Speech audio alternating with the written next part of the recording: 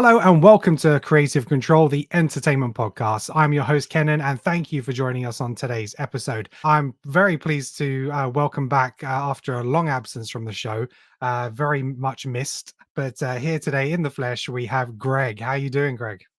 Yeah, good. Yeah, very good. Yeah, been busy, hence not having a chance to come on for a while. But yeah, I'm delighted to be back. I get very excited around Oscar time, and I really particularly enjoy previously having done the Oscar predictions and Oscar buzz episodes. So glad to be That's back. right. We did that together with Sasha, but unfortunately, Sasha and Neil they opted out of this episode because they felt they hadn't seen enough of the Oscar movies to give a valid opinion, and I respect that. But also, I haven't seen everything, but it's just a case of let's give our opinions on what we know, and we'll just Oh, take a we, guess.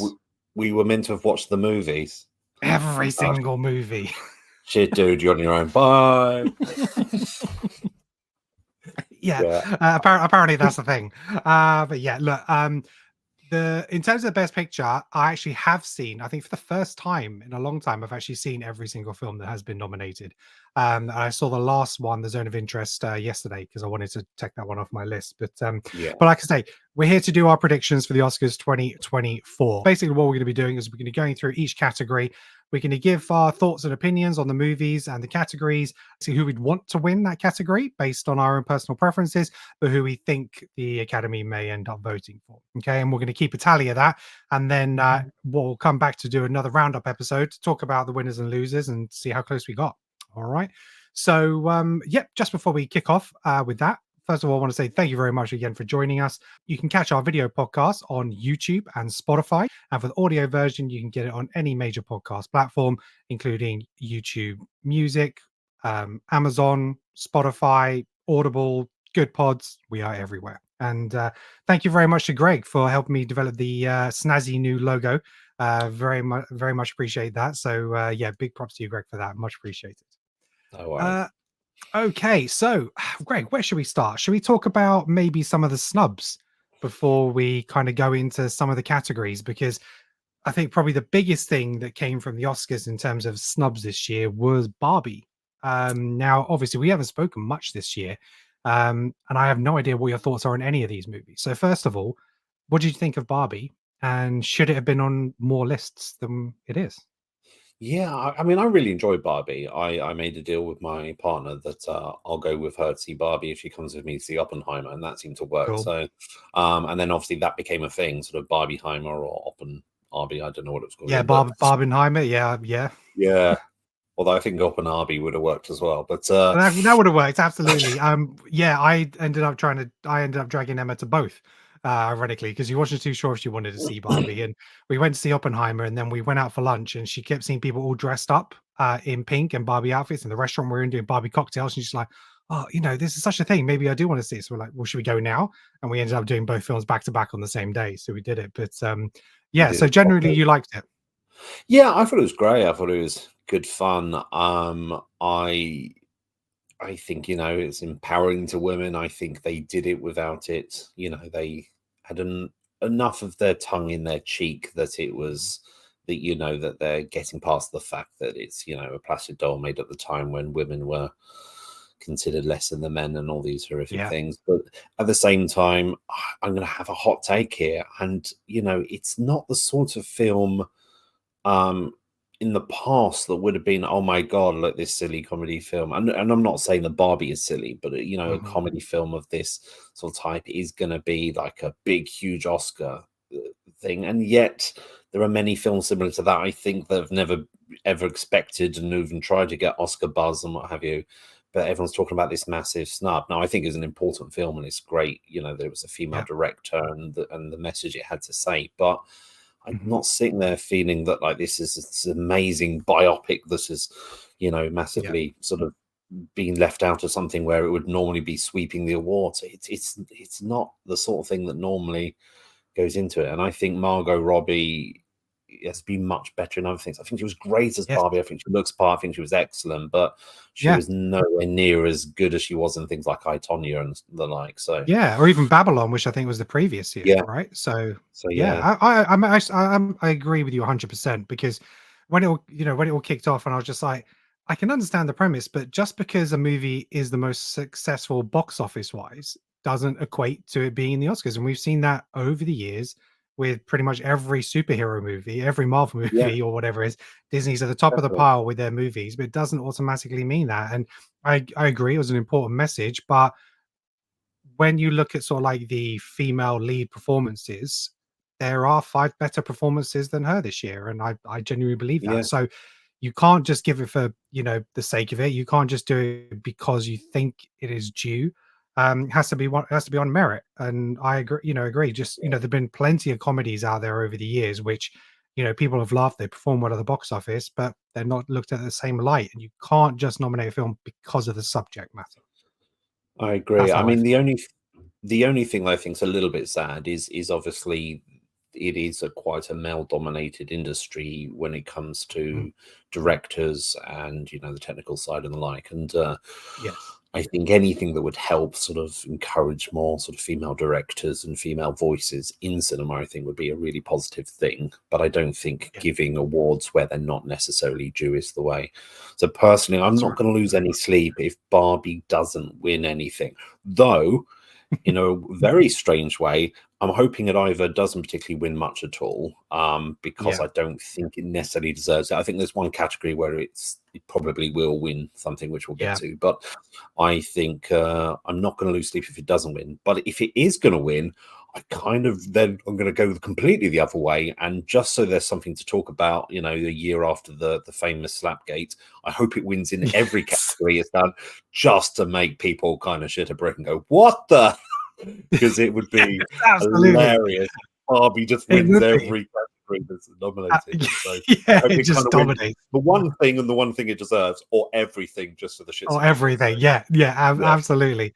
And I can understand some people's frustrations thinking the Academy's missed the point of the movie where they say Barbie wasn't nominated, but Ken was. And I kind of get that. But for me, again, in terms of best supporting roles, I thought there were better performances this year. I don't see Ryan Gosling's performance as being anything particularly special. Yes, he was enjoyable in no, this movie. But again, for me, he's not placed there. But in terms of like for like, we did have Best Actress in a Supporting Role with America Ferrera. So if you're yeah, comparing like for like, we both got a nomination in both supporting categories, just not the lead. So it's not a yeah. case of Barbie missing out, but Ken getting it. Okay, Ken got it, but America Ferrera's her character got a nod as well. So I know there's a certain life imitating art sort of irony to that, and people go, well, that's the whole mhm. point of the movie and rah, rah, rah. But it's like, you can't sort of like guilt people or blackmail bribes No, sort of I actually the whole thought year Ken away did from them. more in this movie that warranted a nod. Yeah, Because yes, okay, the Barbie characters make carrying the story, but it's very just kind of shocked faces, smiling.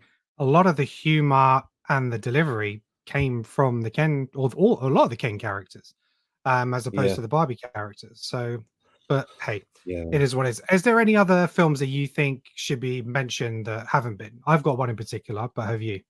Um, there's a film I went and saw this year. Again, like you mentioned that you went and saw sort of Oppenheimer and Barbie in one sitting. The last time Mhm. I went to the cinema, I saw two in an afternoon again with my partner. We went and saw Wonka just because of the Yeah, nostalgia and wanting to, of course. Yeah, sort of feel the feels about the old classic Wonka. yeah. We don't talk about the Depp one.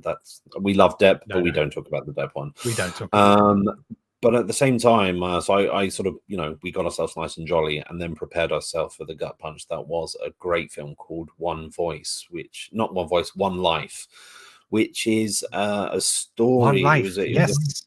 It was a film with Anthony Hopkins playing the older version Mhm. of a character that was also played by another actor that I apologize for not knowing. But and it was the story of Nicholas Winton, who was basically, to the Czech people, was their Oscar Schindler. And my partner's from the Czech Republic, and he went there as a student during the war and helped get out hundreds of children from Nazi occupied. And Mhm. those of our generation or older will remember it from a very poignant sort of episode on Esther Ransom's That's Life, where there's an old man sitting there, and they said, is the person sitting next to you was one of the children, and he's all teared up and goes, "Oh my god!" And they said, "Is there anyone else here that owes their life to it?" And then everyone in the audience stands up, and you just kind of go, "Oh my god!" It gets you in the field. Yeah. And yeah, this film recreated that moment and told the whole story, and it was absolutely fantastic. And I mean, I mean, I personally just think that Anthony Hopkins can do no wrong, from, you know, Yeah. from the Elephant Man to Hannibal Lecter to The Father and all these things recently. He's, you know, he Oh, deserves the fantastic, praise. The But Father. maybe because he's had some recent praise, maybe it's been ignored or snubbed. But, or not snubbed. I don't think it's been snubbed. I just think that it wasn't. Maybe they didn't push for that side of things. But I think it was a Yeah, brilliant yeah. film. It's a shame it didn't do better. Okay. Right. Yeah, no, so it's a good shout. Is one that I've got ready to watch, but I just haven't watched as of yet. So because I think that what again, that's a movie that I know that Emma will enjoy. So I've kind of kept it back to because whenever we Enjoys sit a down to watch. very open term there. Yeah, no, in Bring terms a of that lot of she'd kisses. appreciate it and like it. Yeah, no, it's There probably I'm wasn't a sure it's gonna dry be a eye bit in of a the tough house, watch. including all the men as well. Yeah. Yeah. Yeah. So another film for me, which I think deserves a bit more praise, is The Iron Claw. So this was the Zac Efron movie, where they cover the lives of the Von Erichs, and it's based on the sort of wrestling industry, 70s, 80s, 90s. And this one of the kind of the royal families of wrestling, and the Von Erichs, they had, I think it's five brothers in total, actually, but unfortunately, this movie only covers four, and the director decided to leave one brother's story out because actually, if they included that, he thought people would find it too unbelievable that all these things actually happened. So it concentrates on four of them. But it's a, I won't go into too many spoilers on this because if you haven't seen it, I definitely recommend it for anybody watching and listening. But it covers the period where basically the brothers are trying to all succeed in the wrestling business and the pressures of their father and the toll it takes on each member of the family. And for me, it was really poignant. I think Zac Efron definitely could have been in that lead actor role contender with this movie. He's fantastic in it. And I think, potentially over somebody maybe like Coleman, maybe even over Jeffrey Wright, even though I loved him in American Fiction. I think there's a couple of roles where he could have potentially taken that. And I think that the craft in that movie is excellent as well. Could have filled out a few other categories, and I think it was really disappointing that this one kind of got snubbed. And Jeremy Allen White as well from The Bear, he was brilliant in it as Yeah. well, and he could have taken a best supporting even. So yeah, so that's one for me, which I would have liked to have seen, recognized more in the award season this year. Okay, well, look, let's start cracking on with our categories. So, first category up, we are going to go with, let's start with the supportings. So, we're going to go for Best Actor in a Supporting Role. Okay, our nominees are Sterling K. Brown for American Fiction, Robert De Niro, Killers of the Flower Moon, Robert Downey Jr. for Oppenheimer, Ryan Gosling for Barbie, and Mark Ruffalo, Poor Things. Have How many of these performances have you seen, Greg? I've seen a few of them. I've seen Hmm. Robert De Niro. I've seen Ryan Gosling. I've seen Mark Ruffalo, and I've seen RDJ. Okay, cool. So I haven't seen Sterling Hmm. Kamos. So yeah, but I've seen most of the Okay. others. So, in terms of your thoughts, because we'll go into a little bit maybe more on some of the pictures and different categories, but if there's anything you want to cover, any points, look, this is kind of an open chat. We can do that. Out of those performances, what are the performances that grabbed you this year? So, I mean, Robert De Niro was good, you know, as you'd expect of him. He's Robert De Niro. He's considered one of the best actors of all time. I know he's Hmm. had a varied career and has recently done mixed fare and is quite happy to make a buffoon of himself. But he's always dependable. And pair him with Martin Scorsese, and he's fantastic. And Yeah. he was good in this, but not by far not the best actor in that movie, as or No, it seemed actress. So like a we'll walk get in the to it park a bit kind of role later. for him. Yeah, so so I thought he was good. The Ken thing again, I just don't get it. I just, Hmm. it's again, I feel bad, but I just don't see why he's there. He was funny and he was great, but the word Oscar and that role to me do not go together.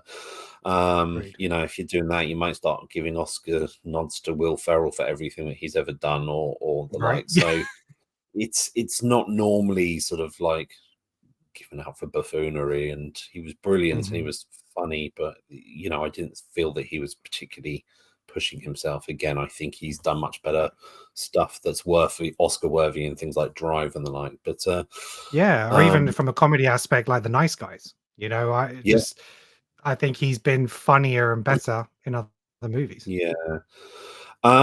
So yeah, I mean, really, for me, this is just a no-brainer. I think, and I think it's almost a lock-in. I'd be absolutely dumbfounded if RDJ doesn't just completely walk this. It's his Yes. to lose. He's not going to lose it. He's Mhm. he's picked up all the precursors to it, with the SAGs and the Emmys and the BAFTA and the like. It's his. He's Mhm. going to get it, Yeah. and deservedly so. He's an amazing actor, and I think people forget because of his troubles, and then a lot of people are used to just seeing him as Tony Stark, which is still amazing. I mean, Mhm. he's still the grandfather of the Marvel universe and has hold it all together, really. Yeah, But yeah, agreed. he's great. I mean, I've loved him. I mean, I've loved him back in the days of the Breakfast Club and things like that. But I really like when there was a film called Kiss Kiss Bang Bang, which I just love. It's just Yes. Shane Black written classic, and not as well known as it could be, but him and Val Kilmer together are just absolutely killing it. And yeah, he's a great actor. And in this, he was duplicitous, slightly evil. Spoilers, people, and brilliant. So yeah, fantastic. Yeah. So you got to lock in for both. So that's your want and you Yeah, will. I don't. Yeah. I don't even Yeah. think there's a dark horse. I think no one is going to come close to him and that, unless No. unless a whole load of Academy people wanted to literally put a middle finger and did Ryan Gosling just for the shits and giggles of it. Just for I the don't laughs. think Yeah. anyone stands a chance. I think it's RDJ's. It is. It's RDJ's year. Absolutely. I agree. I think that it was the best performance, and I think he will get it. Yeah, you've covered it beautifully there. I think the only person that, for me, kind of would have maybe pushed it, as much as I love Sterling K. Brown, I thought he was really good in this in terms of American Fiction, but I've probably seen a stronger performance from him in This Is Us in terms of the series. But Mark Ruffalo in Poor Things, I thought was quite delightful. It was great to see him in such an erratic role. It was quite over the top, but it matched the movie and the tone, and I thought he delivered something very unique in that performance. So he would have been my number two pick, Mark Ruffalo. But yeah, I just can't see him getting to RDJ. No. Right, let's go to Best Actress in a Supporting Role. So the nominees are Emily Blunt, Oppenheimer, Danielle Brooks, The Color Purple, American Ferrera for Barbie, Jodie Foster for Naiad, and Devine Joy Randolph for The Holdovers. So there's a couple of performances I haven't seen in here for me. So The Color Purple, I haven't seen yet, so I can't comment on Danielle Brooks' performance in that. And Jodie Foster in Naiad, can't comment on that either. So two films that I haven't seen. So the only ones I can comment on are Emily Blunt, American Ferrera, and Devine Joy Randolph. America Ferrera, besides the big monologue that she has about the empowerment of women and the struggles they have, I don't see much else in the movie that would warrant a win for this. So that's kind of how I feel about that. Even though I think she's a very talented actress, and I think she'll continue to do some great things. And I think I first discovered her in Superstore, which is a great comedy show that I like. But Emily Blunt, Oppenheimer, again, solid performance. Lots of tears and stuff in the movie, but again, when I think back at that movie, it's not a performance that I find that memorable of all the performances that I saw on screen. Um, but so for me, and I think again, not a complete shoe-in, but someone who's obviously won some awards this season already is Davine Joy Randolph for the holdovers, who I think she is fantastic at it. I think she brings a lot of sadness, but humor and warmth in that role, and she completely delivers. So I think for me, it was the best performance, and I do think she will win it. So that's me in supporting. What about yourself? Pretty much ditto. I've not seen the holdovers, but I have seen quite a lot of Mm, clips of her performance. I know she's getting the buzz. I know she seems to be the shoe-in, but I have seen some of the other performances, and mhm. again, I'm there's nothing I think that competes with it that I've seen, or and in the cases where I haven't seen it that I've heard of, they're like, wow, you have to see this. Uh, if she's, yeah, I've seen her in. I'm pretty sure she was in Only Murders in the Building. Was she in that, or am I thinking of someone Who's that? else? Sorry. Davine, is she in that as well? I don't know. I'll do a quick check because that's not a Plays the show that I've detective. watched. But if not, then yeah, I might be getting them mixed up, and which is horrific if I'm getting the nominees mixed up with other people. But Yeah, Only Murderers in the Building. Yeah, she's been in that. yeah, yeah. Yeah, she So was in yeah, Dolomite Is My Name with Eddie Murphy and The Lost yeah, City with Sandra Bullock and Channing Tatum. yeah. So no, that's what I remember her from. Mostly Only Murders in the Building. But yeah, from the clips I've seen and from everything I've heard, I think she's a shoe in again. I don't think there's any dark horses or anyone to threaten her. Surprises there. Yeah. Okay, so let's go to Best Actor in a Leading Role. So the nominees are Bradley Cooper for Maestro, Coleman Domingo Rustin, Paul Giamatti for The Holdovers, Cillian Murphy for Oppenheimer, and Jeffrey Wright for American Fiction. Greg, your thoughts? Well, so in the beginning, when you said, that with Iron Claw, you thought that possibly if they were to replace someone, maybe you could replace Jeffrey Wright in American Fiction. I was quite shocked because I thought he gave like probably one of the best Yeah, performances of his career. I thought that was, I mean, Jeffrey Wright's always dependable. it's true. He To be takes fair, even that things is like true. Hunger Games and makes them better and raises the ante. Mm, So he's always good. Be it that Westworld, Bond, anything, he's just dependable. it's true. But It's true. but I don't think he's the best on this list. I think it's a two-horse race. I think it's between Cillian Murphy and Paul Giamatti. And I think I want Cillian to win, but I wouldn't be disappointed if Paul's won it either. I think that he's a great actor and he's very deserved of it. And he's not been snubbed in his career, but he's always been quite good. And he hasn't had the Oscar love so much. Right. But yeah, I think Cillian Murphy was just amazing. And I mean, we're going to start having a theme occurring of Oppenheimer in a minute, but I Yeah. think Oppenheimer's going to do very well. And yeah, I think he deserves it. I think biopics always go down well with the Academy. It's their cup of tea. I guess it's that extra layer of acting and making sure that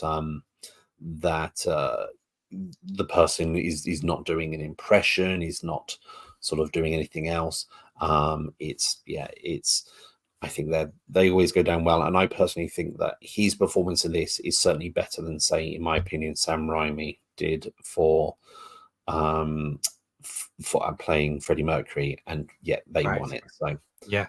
yeah. So Okay. with all that said, yeah, I think I don't think he's 100% sure, and I think Paul Giamatti could be a dark horse. And if anyone else is going to maybe threaten, it's Jeffrey Wright, but I don't think so. I think it's between Paul Giamatti and Cillian Murphy. I think Cillian Murphy will get it, and I'd be very glad for him to do so. Okay, cool.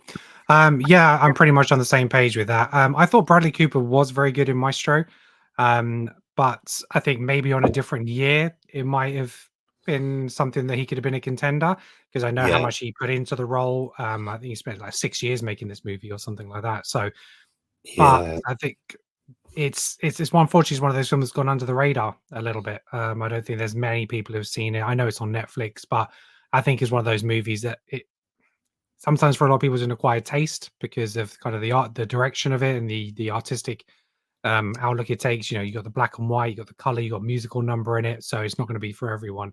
But I thought he was very strong in there. yeah. Rustin, I haven't seen that movie, so Common Domingo, I can't give a comment on.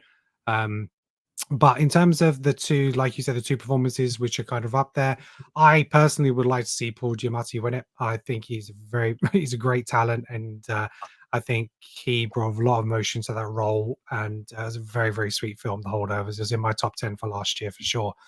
But Your Cillian real Murphy, Sorry, I'm sorry. just sorry to interrupt, but Mhm. did he? I know he must have got some buzz in around the time of when he did Sideways, but did he ever get an Oscar nomination or, God forbid, a win? I'm that forgotten, but It's a good show actually. Let's have a if there look. was anything he would have won it for, it would have been that. But I can't. I know that I think he got a buzz, but I don't know if he won anything or even got the nomination. But A few moments later. Oh, so he was nominated in 2006 for Best Actor in a Supporting Role for Cinderella Man. Okay. So yeah, so those are Oh, his 2 Academy Award nominees. So yeah, Sideways didn't get a look. Sideways was 2004, and he got a few okay. other nominations in other sort of like the Boston Society of Film Critics and stuff like that. Critics' Choice, he's been nominated, but no, just those 2 Oscar noms. He did such a good job in Sideways that he screamed out the immortal line, "I'm not drinking Merlot."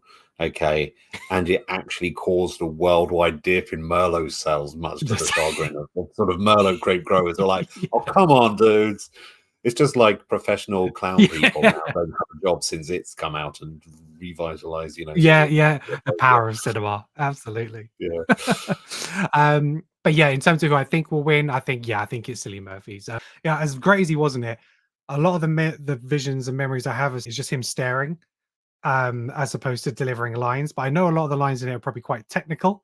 But you have the speech of when obviously the bomb is hit and he's kind of conflicted with the proudness of what he's achieved for the country and everyone cheering on him, and obviously the realization of the impact that that's actually having. Is a great scene.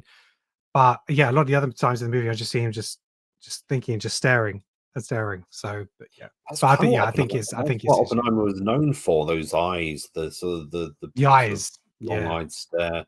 In fairness, he's quite good at that role. I mean, that's really what Thomas Shelby does, isn't it? Just stares yeah, scarily at you for a while and then says a few words, and then yeah, he, he yeah. does a lot with Uh, little, does Cillian Murphy. he does. That's a good shout. Yeah, and it was great to see him in a lead role. I think as well. You know, in terms of a movie, yes, we know for Peaky Blinders, but he's had a lot of supporting roles over the years, and it was great to see him just lead a movie. So. Okay, Best Actress in a Leading Role. So we have the nominees are Annette Bening for Naiad, Lily Gladstone, Killers of the Flower Moon, Sandra Hüller as Anatomy of a Fall, Carey Mulligan, Maestro, and Emma Stone, Poor Things. I think if there was a category which was a little bit more open, it's probably this one. Um, I haven't seen Naiad, so I can't comment on Annette Bennings. I have seen all the other 4 performances. Um, Carey Mulligan, again, really solid in Maestro. I thought she was absolutely fantastic in it. I don't think that she's as much of a shout because of the 2 stronger performances in here. Emma Stone, I think, she's won some awards coming into award season. It was Bella Baxter was such a crazy character for Poor Things. It's such a for me, it was a delightful film. It was, and I think a lot of the times when actresses do perform certain ways and get naked in certain films, that can lead to Oscar wins because of the dramatic and artistic take they take on it. But in terms of Lily Gladstone, in terms of that nomination for Native American woman to be recognized in that category is fantastic. But again, her performances, I found the movie was a little bit of two halves. She was in the movie and then just wasn't because she was bedridden for so long. It was just her crying out in pain for so long. So as yeah, Killers of the Flower Moon didn't quite hit for me as a movie. So for me, out of the 2, I would probably go for Emma Stone, and I think Emma Stone might just win it.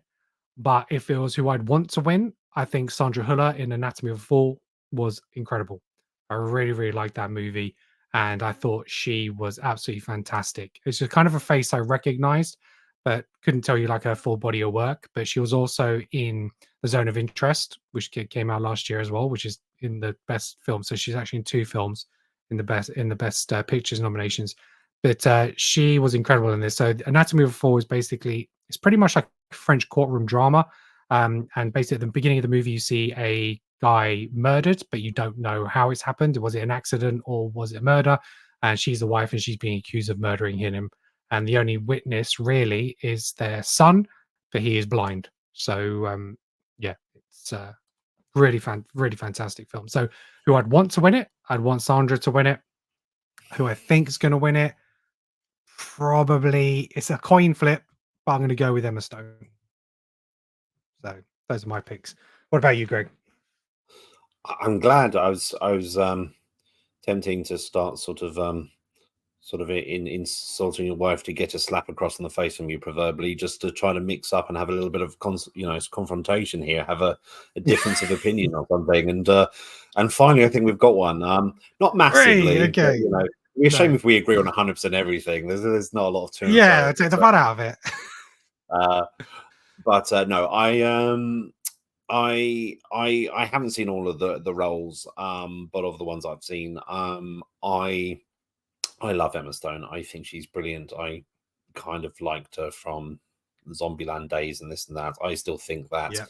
Easy A is better than Clueless, and God forbid even Mean Girls as just this really clever sort of school, sort of horrible people, sort of confrontation-y Yeah, I'd agree. kind of thing. I just love it. It feels like a John Hughes movie, and it's brilliant. And so I just love Emma Stone.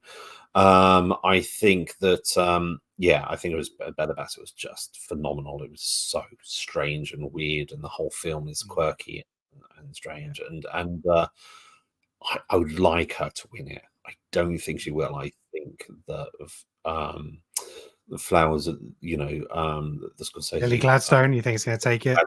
will get it. I think I agree that suddenly just not being there, for large periods of time is strange. But I just think that her acting, going back to the thing we were talking about with Cillian Murphy, I think what she did with her eyes and the way she, Body language, she could do with body language and stuff was amazing. And when you're holding your own and even bettering, previous Oscar winners like Leonardo DiCaprio and Robert De Niro, you're doing well if you can hold yourself at that, especially as an unknown.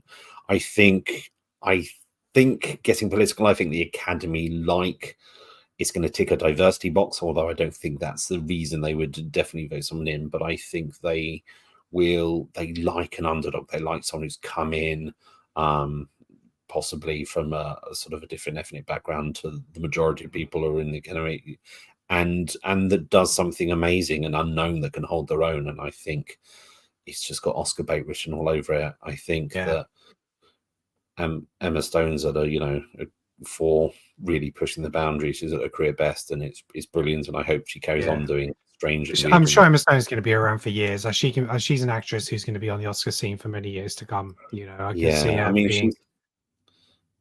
She had a moment with La La Land, I feel. So I feel that she's, I'd like her to win anyway, because I just thought it was an excellent performance. But I think that Lily Gladstone's going to get it. Yeah, and credit to Lily Gladstone in terms of, she hasn't had a lot of exposure previous to this. I mean, I think it's her first big major movie. Well, it's her first major movie.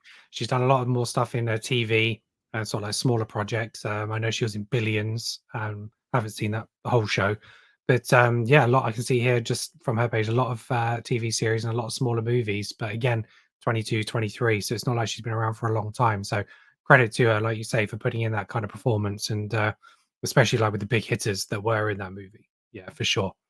So, okay, that could end up being the tiebreaker, that one. So, right. Let's move on to some of the other categories. Let's go to Best Animated Feature Film. Okay, so Best Animated Feature Film. So the nominees are The Boy and the Heron, Elemental, Nimona, Robot Dreams, and Spider-Man Across the Spider-Verse. Greg, have you seen many of them? I've seen a few of them. Cool. And I think it's going to be a one-horse race. I think that it should be a two-horse race. I think that Boy and the Heron and Across the Universe should be the two that are in contention with each other. Okay. I think that The Boy and the Heron got a little bit of some of the pre-Oscar sort of award buzz, and I think won one of them, which is good because it stops Sony from being too smug and sitting too pretty. But the reason that I think Across the Universe is both going to win it and deserves to do so is just like with the previous Spider-Man film, is just absolutely testing the envelope with animation sort of techniques and what they could do, every character having a different animation style. I just think it's absolutely, the first one was groundbreaking. This one is excellent. The story is excellent and the animation style is excellent, and there's everything going for it. I think it's just as good as the original one, but it's less of a like a wow moment because we've seen it before, but Yeah, it had it's very high still, expectations, obviously. Yeah. yeah. But I think it lives up to those expectations. I Yes. think it's a massive shame that yeah, the director of Boy and the Heron doesn't get more recognition. Anime doesn't Mhm. seem to get an awful lot of recognition in the Academy or what have you. But Yeah. Have you watched many Studio Ghibli, is it, films? I've seen most of them, or certainly quite a Right. few of them. Okay. And I think the Boy and the Heron is not as good as some of the better ones. Spirited Away, House Moving Castle, Totoro, Princess Mononoke.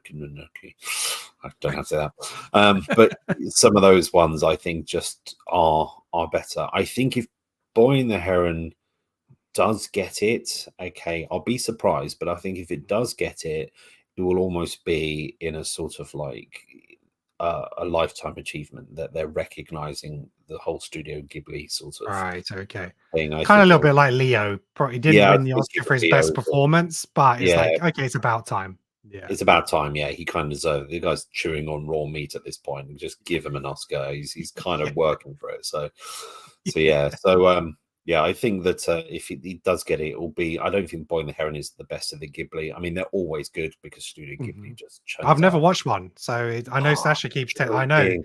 Yeah, Sasha Oh, keeps they're telling me you need to amazing. watch these movies. I'm like, yep, okay, they're on Yeah, the and list. they have So, amazing. It has amazing voice cast, and again, this one's no different. Again, it's got mhm. amazing voice cast. I think it's even using Christian Bale in it, I believe. Because if Oh, so, right, yeah, okay, because he was in Howl's Moving Castle all those years ago, okay. and Yeah, I've very heard they've had very, very strong casts, voice they've casts. always got amazing, and the English dubs aren't bad. They're really, really good. Mhm. Obviously, a lot of people would say watch it in the original sort of Japanese, but I just think yeah, they're absolutely brilliant. Okay, They're I'll be sure just to check that out. they're Yeah, kind so of yeah. I was gonna say you just know you're gonna get a good movie through good Ghibli, but quality. I think Boy and the Heron is lesser so than Spirited Away, Husband Yeah. Castle, some of the absolute classics. So Mhm. Yeah. No, I'm aware of obviously Studio Ghibli films and The Boy and the Heron. I didn't even know it was out. I wasn't even aware of it. So the only time I realized it was there, I think was it was nominated for BAFTAs or one of the Golden Globes or something like that.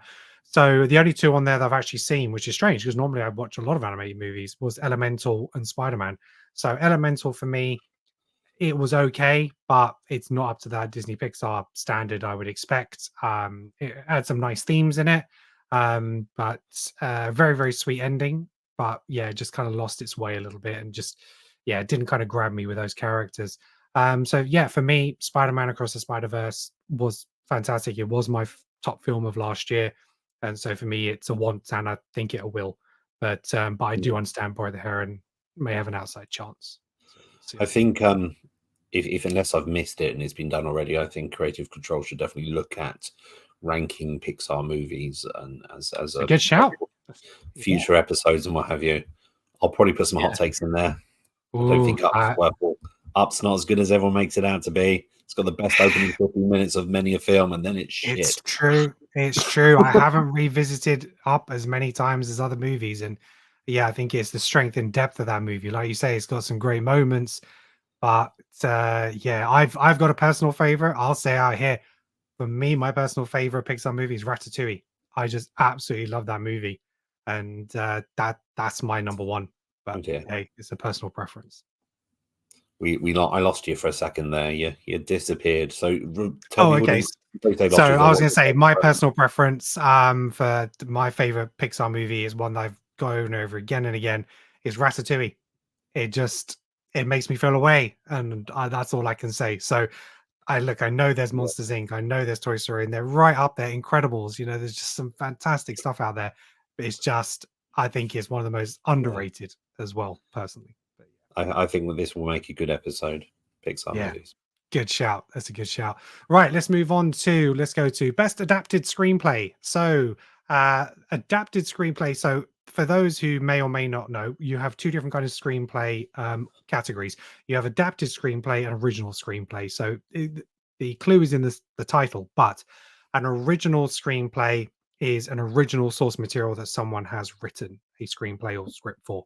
An adapted screenplay is some pre-existing material which they have taken and then created something from that. Okay, so it could have been a book, a previous version of a movie, a play, short stories, poems, anything like that. Okay, so best adapted screenplay, we have American Fiction, Barbie, Oppenheimer, Poor Things, and The Zone of Interest. Um, yeah, Greg, what are your thoughts? Um, I think if there's going to be one that's going to break the absolutely clean sweep of Oppenheimer, which I am slightly predicting that it's going to smash it in most of the categories it's done for. I don't think it's necessarily going to win this one, and I don't think it needs to really. I think that it's not one of the first things I watched when I saw this and said, "Oh my god, yeah, the screenplay is amazing." I think it's very clever. I think it's very well written, but I think there are other strong contenders. I think it could do well. I think it is a contender, and I think it could go that way, just in a kind of an absolutely clean sweep sort of setting. But I personally think American Fiction should get it, and I think stands a good chance of getting it. So I'm going to kind of say American Fiction is who I think's going to get it, but Oppenheimer could just as easy. This one I don't think is an Oppenheimer shoe-in, where most of them I think are. So Okay, yeah, so you're American going to Fiction. go for what? Are you going to go for Want and Will on both for American Fiction? I think want and will on both, just because I think that I think if you can lose one, okay, if you're going for the game, you can lose one, okay.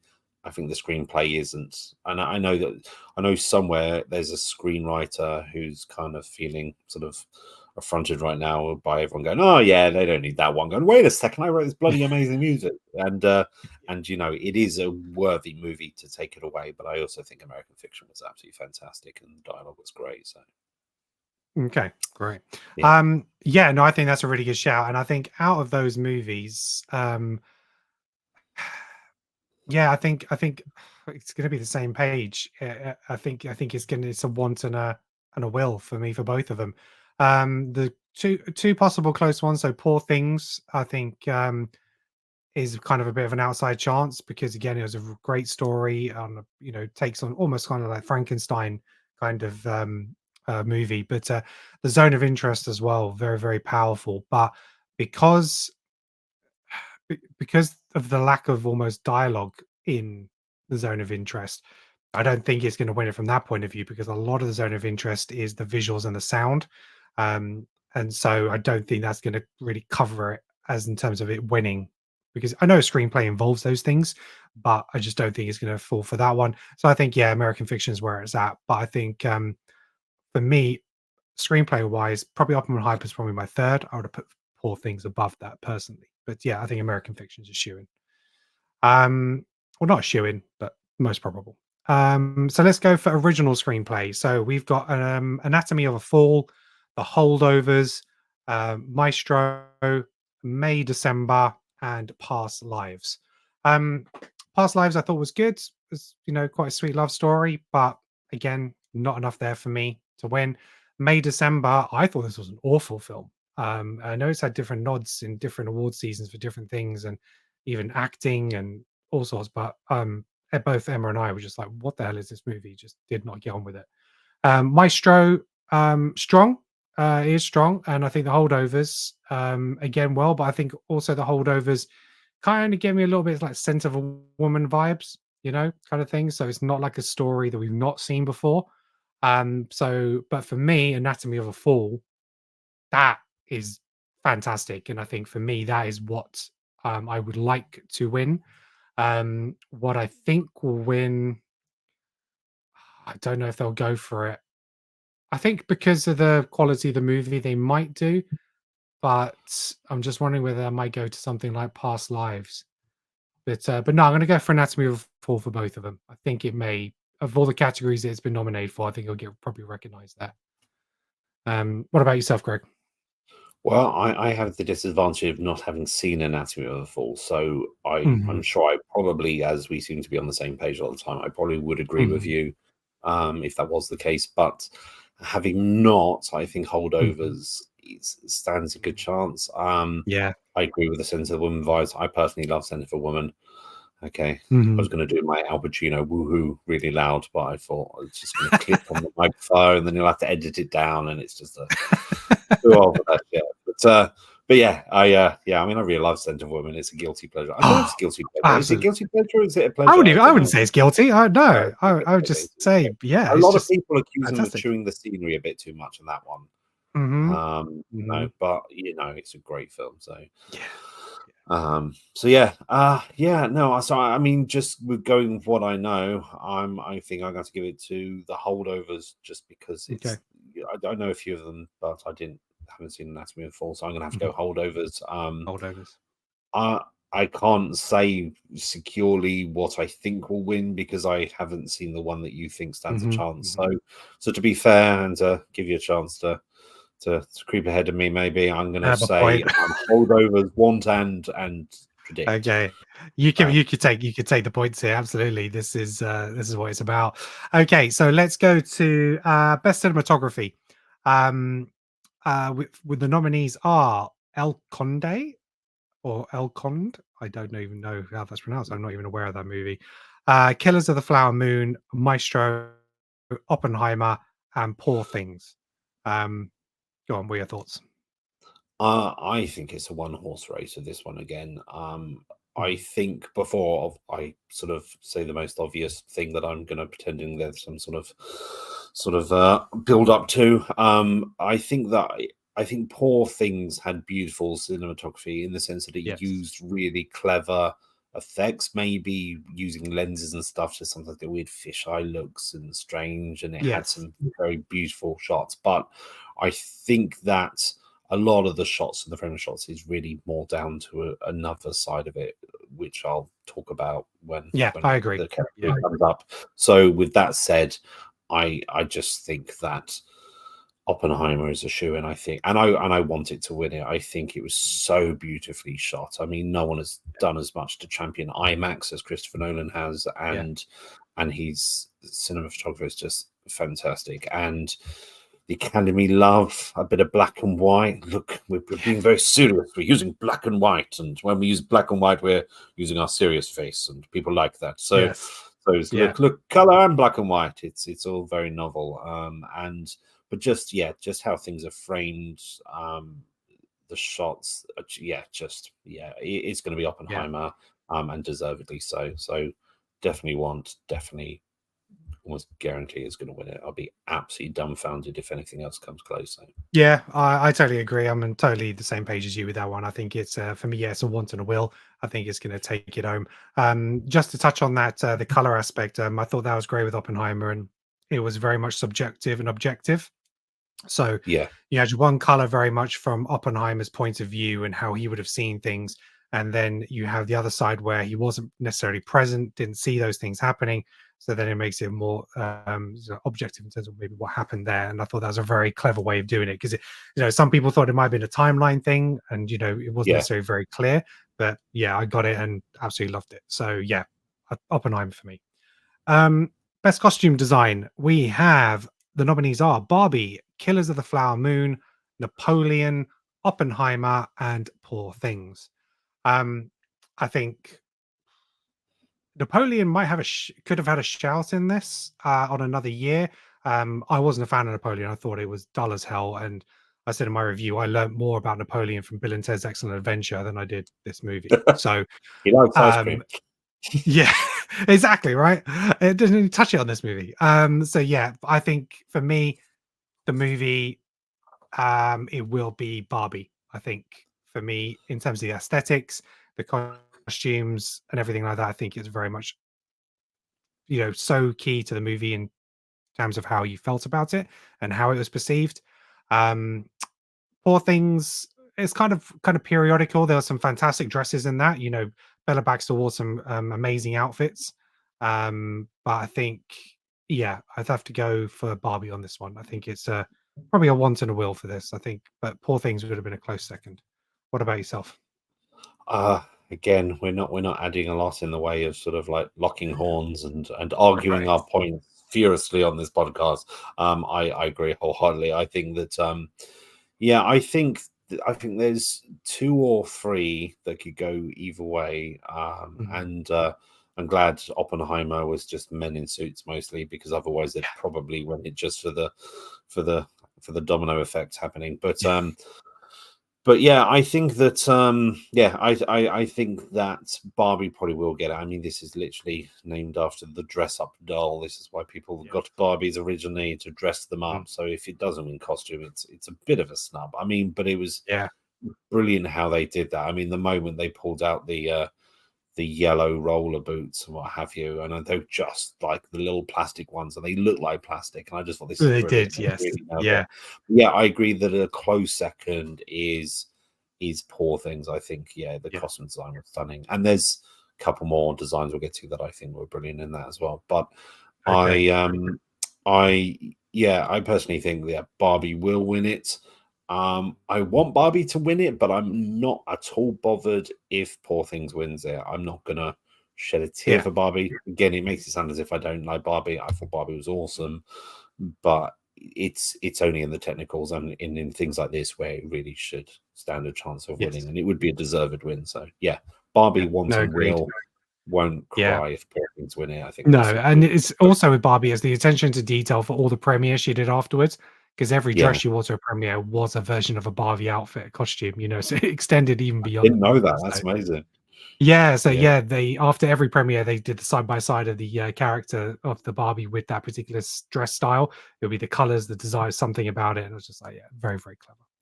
I think it stands Okay, the best chance simply because it's saying, look, this is something that we've had tiny little versions and we've made them in real life. yeah, It is as close to a biopic as you're going to get, except from the clothes of the star. So I think for that it's kind of Oscar baity, and that's the yeah, one bit about it that I think it is Oscar baity. Is look, we've recreated this thing. So yeah, yeah, agreed. Okay, best. So there's a couple of categories here that I haven't even seen. I don't think any of the movies. So we've got best documentary feature film. We've got Bobby Wine, The People's President, The Eternal Memory, Four Daughters, To Kill a Tiger, and 20 Days in Maripol. Haven't seen any of those. Have you seen any of those? I have not. How many were there? Was it 6? Five. So we got Bobby Wine, The People's President, then The Eternal Memory, Four Daughters, To Kill a Tiger, and 20 Days in Maripol. Cool. Well, I'm getting out an app that allows me to roll a dice, and I'm going to Oh, roll a nice. dice, and that's good because I have no idea. I've never seen any of Genius. these. Get general random numbers. Let's change the numbers I can choose between. Bear with me. No, Range that's good. 1 to 5. This is my way of doing it. That's brilliant. Okay, are we ready for this? Here we go. Oh, it's going. It's going. Oh, Going. 4. Four. I So, want and expect number 4 to win, four to whatever that win. was. To Kill a Tiger. It's locked in. I'm going to go. excellent. It was insightful. It was Oh, brilliant. Tigers. well, I No. disagree because I think No. 20 Days in Maripol is a shoo-in. I think, yeah, I mean, it's just all in the name. So, but To Fair Kill a enough. Tiger, very gripping. Best documentary short film. We've got The ABCs of Book Banning, The Barber of Little Rock, Island in Between, The Last Repair Shop, and Nai Nai and Wei Po. Seen Is any of that those? 5 again? Five again. Yep. Number generator. Here we go. Locking in Number three. 3. I was Number three, passionate about it. Islands It was amazing. in Between. Brilliant. And I'm just going to go. I went for number 5 last time. I'm going to go for number 1 this time. The ABCs of book banning. I just sounds educational. So there we go. Yes. Right. Let's move on. So we have best film editing. For me, I think this is a one horse race. Yeah. But here we go. We've got the nominees are Anatomy of a Fall, The Holdovers, Killers of the Flower Moon, Oppenheimer, and Poor Things. Um, Again, I think that I'm a big fan of Anatomy of a Fall, Oppenheimer, Poor Things, but for me, it's going to be Oppenheimer. I can't see any other win. So for me, it was very well put together, and so yes, a want and a will for me for Oppenheimer. I think it will clear up here. Yeah. I agree. I mean, I mean, Poor Things again. You could argue the Mhm. cinematography and editing are quite similarly. You know, they kind of go hand in hand in Almost two some ways. sides of a coin. Yeah, yeah. Yeah, and again, because I think that the cinematography was not as Oscar baiting clearly as like impressive in that sense, but was Mhm. quirky and very cleverly thought out. So yeah, I just think that yeah, it's going to be a shoo-in for an Oppenheimer. I think. Mhm. I, again, sort of when you're editing between two perspectives, you know, and the black and white and the color and cutting between timelines, and there were multiple Yeah. stories being told at the same time, and they managed to do Yeah, that's a that with good you point. understanding the different stories and not getting lost in one. And it was always clear which story you were in. And again, it does help that That's most of right, those because you went from stories the court were in case back in time. Yeah, so you're saying like that time period thing. Yeah, it's a really good point. yeah. And obviously, as you said, the black and white and color was not about Mhm.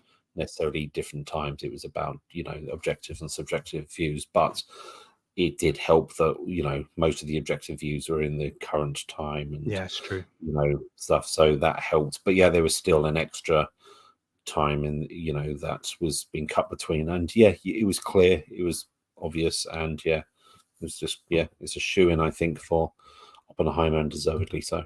Okay. Right. Moving on, we got Best International Feature Film. I've only seen one of these. So we've got Lo Capitano, Perfect Days, Society of the Snow, The Teacher's Lounge, and The Zone of Interest. As I've only seen one of these, I'm going to go with a want and a will for The Zone of Interest, but not just because of that, because it was a really, really good film. Um, I've the way that sound is used in this movie is phenomenal. Um, it's the if you don't know what the movie's about, basically it's about the Auschwitz concentration camps back in World War II, and it's about the General Hoss who was managing that and his family, and they're living in a house right next door to the concentration camp. So it's about them and their lives and how they get on with their everyday lives. And it's like the normality of the barbaric things that were happening. So it's not a gory movie. You know, you don't see anything happening in the camps. It's not that type of movie. But you hear what's going on. You hear gunfire. You hear screams. And it's just they're oblivious to it, you know.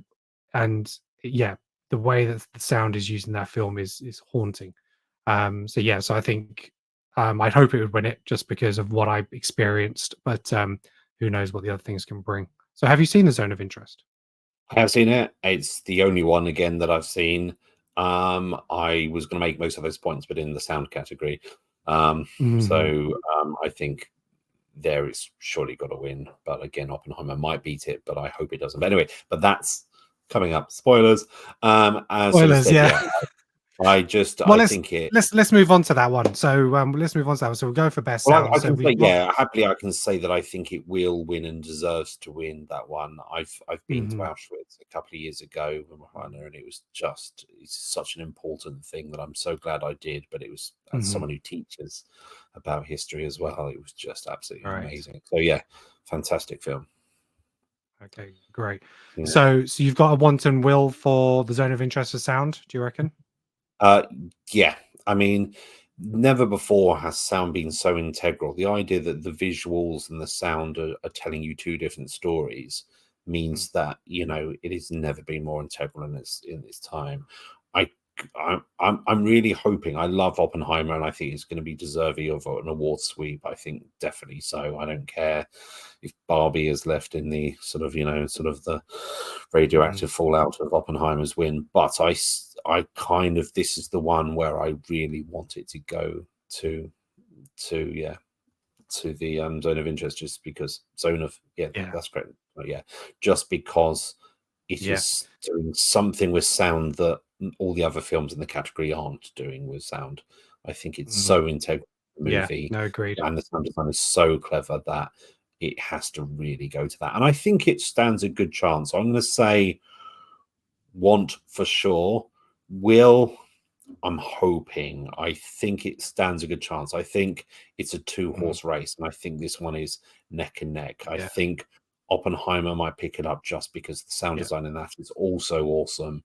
Um, it's, you know, it's so clever. The way they use silence as much as big bangs, and the way they, you know, frame some of these moments with the sound is amazing. But yeah, not to the level that Zone of Interest sort of created. So yeah. Yeah, you put all that together really, really well. Yeah, the other nominees for the best sound is we've got The Creator, Maestro, Mission Impossible, Dead Reckoning, no longer called Part One, Oppenheimer, and then The Zone of Interest. Yeah, for me, The Zone of Interest, I really want that to win. I think Oppenheimer might take it. I think it just might just get overlooked when it shouldn't do, but I'm really hoping it doesn't. So I'll put it down as an Oppenheimer. I think we'll take that one. Okay, so we got best makeup and hairstyling. We've got Golda, Maestro, Oppenheimer, Poor Things, Society of the Snow. Best makeup and hairstyling for me, I'm probably going to go with Maestro for this one. I think the way that he was kind of transformed in the movie could go for it. It was a very stylized piece, but it could go to Poor Things. But I think Poor Things was more about the costumes than it was necessarily. Although you did have all those hairstyles in the brothel and all that kind of stuff. Oh, it's a tough so one. whichever one you pick, I'll pick the other one just to be, because I'm To be the same different. kind of Okay, all right. I'm gonna go with Maestro for that one. Yeah, So, I'm gonna go with Poor Things then. I think all right. you mentioned earlier that Bradley Cooper spent like 7 years of his life into this, and Mhm. it just sucks that he's come into a year where there's such strong contenders and everything, and Oppenheimer is just one of those once in every few years movie that comes along and is just deserves the praise it gets. And I feel for him, because you just kind of spend all this time, nearly 2/3 of a decade just sort There's of putting another it year he together. could have been nominated in Best Director, and he's not getting that shout Yeah, either. So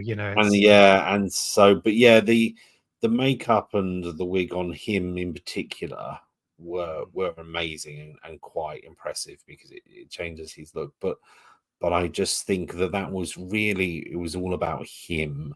yes, And I think, whereas in Poor Things, I think it was generally more across the board. Although more again, it across was the more board. Yeah, about it's a good shout. Emma Stone's look. Really, was quite obviously amazing makeup feat. But yeah, I mean, I could go either way. But I'll say, I hope. Well, I think and hope then it goes to Poor Things, but it could go to Maestro equally. But I'm gonna, Yeah, as I said, I'll go with the one that you don't pick. So. yeah. No, I think go the way you put it there. I think probably you're right with Poor Things, but I'll stick to what I've said. So we'll go with that.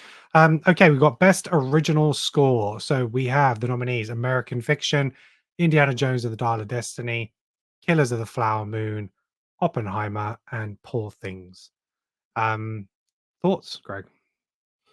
I mean, again, Poor Things was really good. It was part score, part soundscape. They did a lot of plucky string things and stuff like this. Dial of Destiny.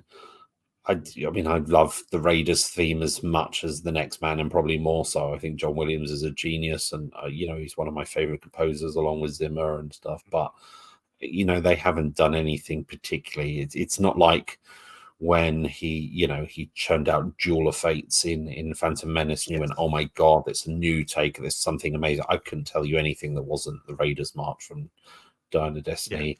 Poor Things again was good, and I think there's but I think nothing is going to compete with Oppenheimer. Again, it's sounded a bit like there's not a lot of tension in this year, I don't think, to be honest. And No. but I think it is the most Oscar baity score ever. It is soaring melodies and very strong and what have you, but it is also a very powerful and deserved things. I'm not saying that the composer in any way is just dwelling in that he's done an amazing job. I've forgotten the name of the composer, but Ludwig something, I don't know. Ludwig Göransson, I think it is Göransson. But yeah, absolutely deserves it. I think an amazing score that helps tell a very powerful tale in the sense, and deservedly so, and right up the Academy's street as such. So I think want and will. Okay. Yeah, I've got nothing to add to that. I concur. Ditto. So yeah, we'll move on. Best original song. We have The Fire Inside Flaming Hot, which is actually a really sweet movie, and I don't know if many people saw it, but it's again one of those true life biopic movies about the guy who created the Flaming Hot Cheetos. I think it was on Amazon Prime. I think you can get it, but yeah, very good. I've got obviously got I'm Just Ken, Barbie. It Never Went Away, American Symphony. Um, A Song for My People. I'm not going to try and pronounce the other version of it. Killers of the Flower Moon, and What Was I Made For? Barbie. Yeah, strange category this year. I only see it being one of two songs, and I think it's going to be from Barbie. Um, I think I'd probably prefer I'm Just Ken to win it. No bias because of my name, but I think maybe What Was I Made For might take it. I think that might be a little bit more acceptable to people. But yeah, I'm Just Ken. It's probably the most memorable thing I have from that movie. But there we go. What are your thoughts on original song? Again, we're singing from the same hymn sheet. I'd like to point out to any of the viewers, stroke listeners, that we do not confer on this beforehand. Okay, if it's We did not. not No. if it's not full of the sort of the Will Smith Chris Rock sort of rivalry you were expecting, we apologize.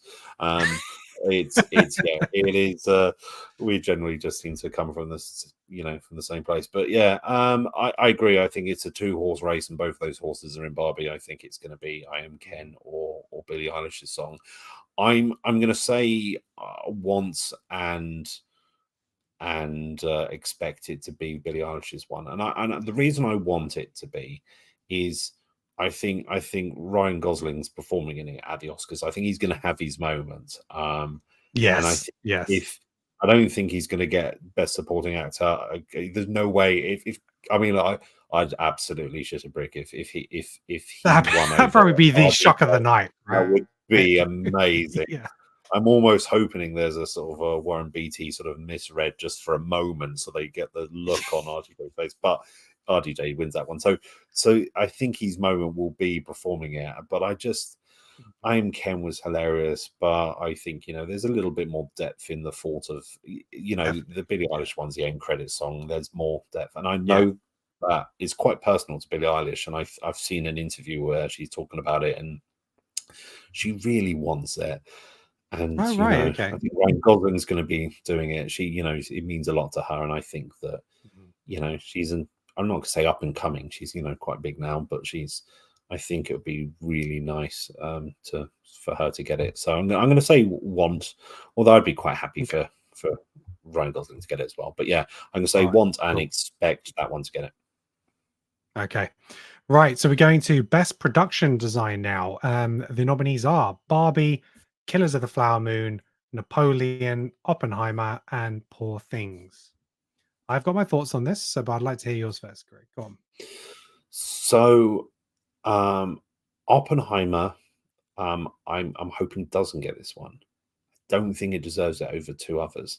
I think that Oppenheimer is going to sweep up most of them, including some still to come.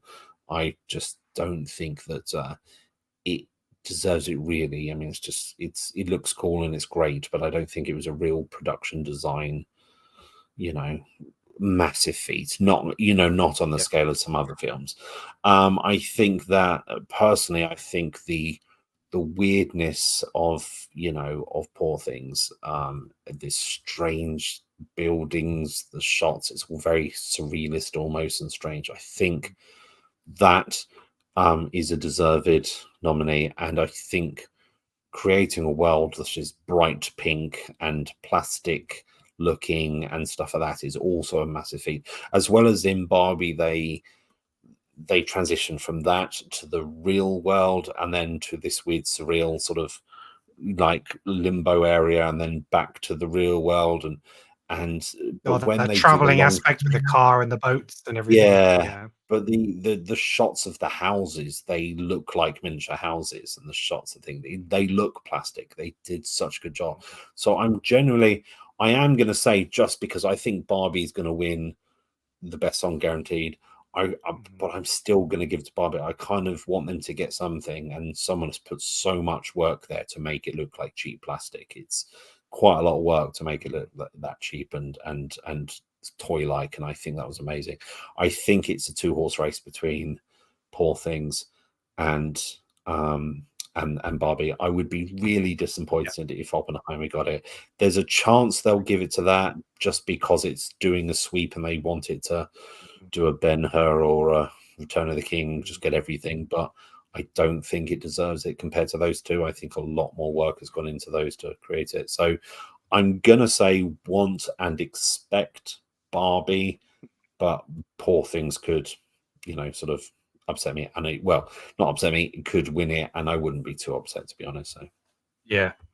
Yeah, I'll just go slightly different on them because I agree with you, but rather than to stay the same, I would like Barbie to win, but I'm going to put down Poor Things as maybe taking it home, um, because again, I think it's a film that it is regarded by the voters in terms of its quality, and I was quite taken back by the production of it when watching it. I think you're totally right. Some of the spectacles, the scenery, I didn't expect it to be as quirky and out there as it was, because obviously the film starts off kind of like it could be like a medieval street in London, 1800s London. But then when you start seeing these like voyages and they're on the ship and all these other like places they're visiting, you're like, oh wow, it's really something quite different. Um, so like I said, I wouldn't be opposed to Poor Things winning it. But I think Barbie and what it managed to achieve in the way it made you look and feel, I thought was fantastically done for that kind of project. So yeah, I'll want Barbie to win, but I think Poor Things might take it. Okay, so let's move on to another technical one. So we've got best visual effects. So the nominees are The Creator, Godzilla Minus One, Guardians of the Galaxy Volume 3, Mission Impossible Dead Reckoning, and Napoleon. Greg, thoughts? I think it's a 2-horse race. I don't think Napoleon particularly deserves it. I Guardians of the Galaxy is always good, but it's the visual effects by Marvel are normally pretty good. I mean, the odd She-Hulk and things aside, they're pretty good at it. They're smashing sort of like de-aging a lot better than some of the other things. I think their Kurt Russell was better than the weird plasticky faces from the Irishman and things like that. So they're leading the charge in things like that, and deservedly so. But then it's it's Disney. Yeah, and I thought Harrison Ford was fantastic as well. Industrial Light and Harrison Magic. Ford was absolutely brilliant, and again, that that's amazing. But none of these are kind of groundbreaking. It's not the first time we've seen it. They're just getting better at it. You're getting less of the weird, uncanny valley feel. But that said, I think I haven't seen Godzilla Minus One, but I have seen quite a few clips of it in preparation for this, and I just think that it looks absolutely brilliant, and the effects are stunning. Obviously, they've re-released it in black and white, and we love black and white because it's very serious. But yes, I love that. But I want, and I also expect the creator to run away with it. I think not only are the effects absolutely amazing, and but I just also know that it was done with a fraction of the budgets of the other ones, and it just reminds me of this guy who also comes from the effects industry has just kind of said I can do it for cheaper and without losing any quality. Because I think it came in at 100 million. Yeah, which for what it is crazy. Nowadays 100 million isn't what it used to be. 100 million used to get you a lot more. So that's for like TV shows now, that kind of money.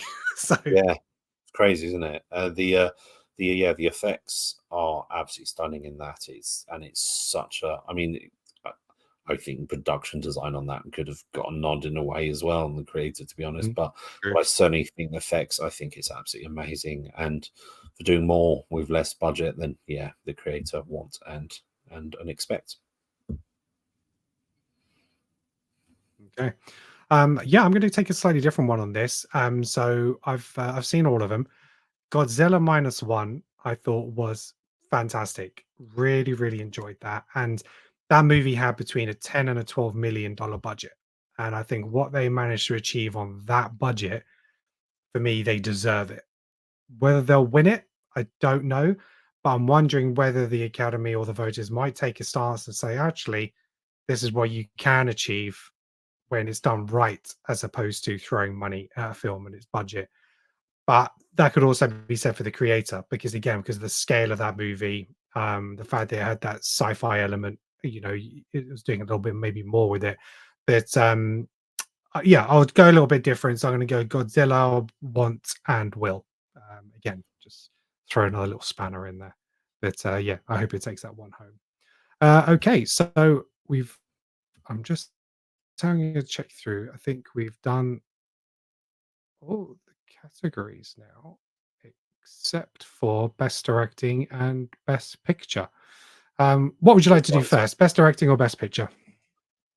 I mean, I think best directing, and it always leads up to best picture. I mean, I don't think it really matters. Yeah. I'm not going to be random generating this one. I think we're probably going to be on a similar page as is most of the world and the whole of the Academy. But let's pretend that there's some sort of suspense. Let's and go pretend best that we'll go through the nominees. So, Best Directing, we have Anatomy of a Fall, Justine Triet, Killers of the Flower Moon, Martin Scorsese, Oppenheimer, Christopher Nolan, Poor Things, Yorgos Lanthimos, and The Zone of Interest, Jonathan Glazer. So, out of the Best Picture films, I was probably quite surprised by the Best Directing. It was quite refreshing to see some of those films in there, like The Zone of Interest and Anatomy of a Fall. I really appreciated that. Again, Martin Scorsese, Killers of the Flower Moon.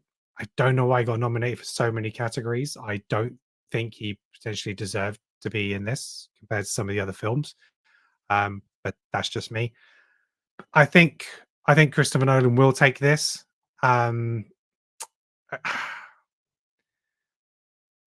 to be honest, because of the achievement, as much as I like Anatomy of a Fall and Poor Things, I think the achievement in this kind of movie, the scope and everything, I think he probably deserves to take it as well. I wouldn't be unhappy if Poor Things or even The Zone of Interest or Anatomy of a Fall took it, but I think it's also one of those where Nolan hasn't won. It's probably about time that he wins, and so I think he will take it. So yeah, so that's kind of how I see it happening. Do you see anything other than Nolan win? No, not at all. And again, I think he's deserving of it. Nolan is one of those names like Scorsese that people want to work with now. A Nolan film's going to be impressive. It's good. A lot of people get excited about working with Nolan. And obviously he's got his cast members that keep coming back. So he's doing something right as a director. Even if the films weren't great, people must like him as a person. So he's clearly a top bloke, as well as very talented, very clear visionary. So yeah, I think he's got it. I don't think there's anyone that's going to come near him. I agree with you, Scorsese. It's not just you. I think that Scorsese, it's almost like it's like he's like royalty. You have to kind of like, as if Scorsese is a director, you better put him in there because it's Scorsese. But and I thought Killers of the Flower Moon was good, but it was a bit weird at the places, and I don't think it's his best. I personally love him when he's doing the genre that he's more famously known for. So yeah. So no, I think someone like Bradley Cooper for Maestro, or even the Holdovers, I think either of them could have taken Killers of the Flower Moon place easily. I don't know if it's because, again, the scope of the movie, or because it was an Apple movie and they've been having words, but yeah, I was quite surprised. Who knows? Okay, so that takes us on to the final category, Best Picture. So obviously they've increased it to 10 now, but I don't think there's any point this year. We have American Fiction, Anatomy of a Fall, Barbie, The Holdovers, Killers of the Flower Moon, Maestro, Oppenheimer, Past Lives, Poor Things, The Zone of Interest. Tell me, Greg, who do you want to win and who do you think will win? I want them to read out Barbie accidentally and then them to actually give it to Oppenheimer just to do the whole Moonlight La La Land fiasco, because I thought that was hilarious, and I think that needs to come back. Slapping's been done. That's so last year. So I think let's. Oh yeah, These things are cyclical. Let's bring that one back. But yeah, no, I think again it has to be Oppenheimer. It's going to be Oppenheimer, and I'm very glad for it to be Oppenheimer. I think there's some great films out, but I kind of want to give Bradley Cooper a hug. He's put his whole life into it, and it's just the wrong year for Bless him. him. He's just Yeah. seriously, he's just come across and absolutely bay him off and just gone, oh shit. But yeah, Yeah. it I was. mean, the thing is, he puts in so much to his movies. He says he's only probably got about 3 or 4 left in him because he puts like 5, 6 years into putting a film together, like The Star Is Born and then this. He just needs to time it right. He needs to look at the schedule ahead because you might need to hold it back 6 months to a year, depending on what's coming ahead, if you want to take one of these home. Because again, it was a really great effort. Poor Things again. I thought it's probably to be honest, there's probably a lot of films on here which I enjoyed more than Oppenheimer, and which I'd probably re-watch more. And I often nominate my films based on a lot of its rewatchability and how much I'd go back to it. Um, but yeah, because I really enjoyed the holdovers. But what I'd want to win, something different, is I'd probably actually want Anatomy of a Fall to win because I think this type of movie isn't recognized. But I think Oppenheimer's going to take it. It was the second highest grossing film of last year. Is what everyone's been talking about. I think you're right. It is going to do sort of like your Titanic, Return of the King kind of sweep. Um, and yeah, I can't see anything past that being the winner. So yeah, I just Nolan's known for doing, he's done a lot of comic book movies, and people don't. The Academy just kind of have the Scorsese and what's his face Capella sort of point of view that they're not normally sort of worthy of not it. real cinema. Yeah, Yeah, which I disagree. If you see The Dark Knight, it's just as good as anything out there. And I'd argue, some of the Marvel ones, not all of them, obviously, but sort of Infinity War, Endgame was just stunning. But I just think that it's his timing. I think the reason he's going to do so well is because they liked him for a long time. But now finally he's doing a film that they can actually go, oh, this is just the sort of thing that we like, so we can give everything to him now. So yeah, I think that it's his time, and I think he's going to absolutely smash it. So yeah. Were you a fan of Tenet? I haven't seen it. I know. I heard Right. so. Okay. There's not another single Nolan film I haven't seen, but I'm just like, I Right. haven't seen it. And it's like, I want to see it. I read the reviews at the time, and everyone's like, it's a bit confusing and a bit strange. But I like the lead actor. I think he's a strong actor, and I just haven't got Washington. around Yeah. to it yet. Yeah. What do you think of it? I had mixed feelings about it. I did struggle with sound in the movie in a sense of some of the dialogue was overpowered by some of the sound mixing, and I know this is very much a thing. And as I've heard from cinemas that when a Nolan film comes out, he's very specific in terms of the levels that it's shown at in cinemas in terms of its sound. But yeah, I do find his mix a little bit troubling. But in terms of a story, I got the story. wasn't an issue with that. Visually fantastic, amazing concept. Um, but yeah, I just found it maybe I don't know. It's just a little lacking in something, and I'm not quite sure what it was. Washington's performance again, I thought he was fine. Rob Pattinson again was solid. I don't know. I don't know what it was about this, but I haven't actually rewatched it since the cinema. So it's probably one that I need to rewatch at home and have a look at because a Well, lot of films you can really appreciate much more on a second viewing. Same as Dune. I wasn't such a big fan of the first one when I watched it first time. Second time, I enjoyed it a lot more. So some movies it is just that way. I love Dune, and I'm looking forward to seeing the second one. I'm going to see that very soon. So yeah, Okay. it might be one of those ones that will be as much as not seeing a film shot largely on IMAX in the biggest cinema you can find is almost sort of criminal. I think for the same point that you can actually adjust the mix on your TVs, and you normally have a speech Yeah, prioritizing setting on that's most right. modern TVs now, which will just push the loud brrm that he likes to do to the back. Exactly. Then yeah, I think that's probably not a bad way of viewing it. So yeah, I think I'd be annoyed if I couldn't hear the speech. So Yeah. um, Okay. but yeah. Right. So, Greg, any final thoughts on the Oscar predictions this year before we wrap up?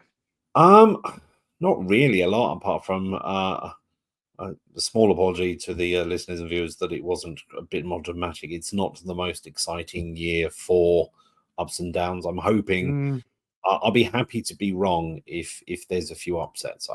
Sometimes I like them just to mix things up and to stop anything being a foregone conclusion. But if I don't disagree with if it is a clean sweep, apart from a couple of production design and a couple of things I said, I don't disagree with it being a clean sweep for a film like Oppenheimer. It really is, one of Nolan's best. And when you're saying a best out of his body of work, that's pretty impressive.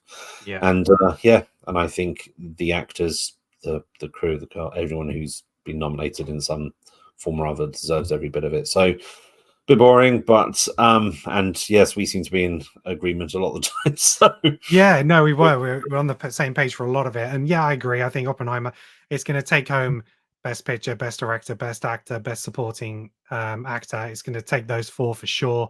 But then I'm just hoping maybe some of the other films will be recognized in some of the other categories. Like you say, just given that recognition that they deserve. Because there was a lot more movies out last year than just Oppenheimer and Barbie. So yeah. Well, guys, thank you very much for watching. Thank you very much for listening. Let us know in the thoughts in the comments. What did you think of our predictions? Are we right? Are we wrong? What are your favorite films from last year? What are some of your predictions for the categories? Where do you see special effects going? Where do you see best directing going? Let us know. As always, you can catch the video podcast on YouTube and Spotify, and you can catch the audio version on Spotify, Apple Podcasts, Google Podcasts, Audible, everywhere that you can get a podcast. We are there. So that's it from us. Until next time, thank you very much and peace out. Gentlemen, let's broaden our minds. This is the way. This is the way. I want to make him an offer he can't refuse. Dead or alive, you are coming with me. Hasta la vista, baby. Human sacrifice, dogs and cats living together, mass hysteria. Were you rushing or were you dragging? That's what she said. I don't want to brag, but I will.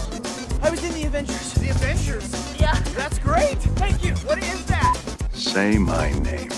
I am your father. Oh, chills. Literal chills. It was number 5. Number 5 killed my brother. Oh my God, I forgot about that part.